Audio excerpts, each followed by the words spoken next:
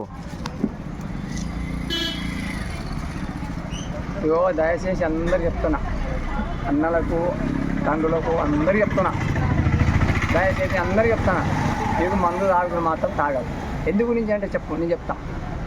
మందు తాగితే మొత్తం కడుపులో కార్యాలు సేవాలు అన్నీ ఖరాబ్ అవుతాయి. ఖరాబ్ అయినప్పుడు ఏం చేస్తావు? హాస్పిటల్కి పోతావు, దాకానకు పోతావు. డాక్టర్ ఏం చెప్తాడు? మంచిగా ఉండడం మంచిగా చూస్తాడు. మంచిగా లేదనుకో, అయ్యా నువ్వు ఇక్కడ బతుకోవు, ఇంకా మీరు వస్తావు. కాచాలు ఖరాబ్ అయినా చెప్తాడు, ఈ పేగులు ఖరాబ్ అయినాయి, మందు తాగద్దు అని చెప్తాడు. ఒకవేళ మందు తాగద్దని చెప్పి అప్పుడు మందు తాగి సరే ఆయన గోళీలు మందులు ట్రీట్మెంట్ చేసి గోళీ ఇది పంపిస్తాడు. నువ్వు మళ్ళాగా తాగినావు అనుకో, ఇక నా దగ్గర రాకమని చెప్తాడు. ఇక తాగినకపోతే ఆ మందు పైకి పోతారు. ఇక మందు తాగిన చచ్చిపోతారు, ఇక బతకరు. ఇక ఆ మందు వాళ్ళని ఎవరన్నా చచ్చిపోయారా? డిపార్ట్మెంట్లు కానీ ఆఫీసర్ కూడా చచ్చిపోతుందా? పోలీసులు కానీ టీచర్లు కానీ వాళ్ళని చచ్చిపోతారా? ఎవరు చచ్చిపోతారు?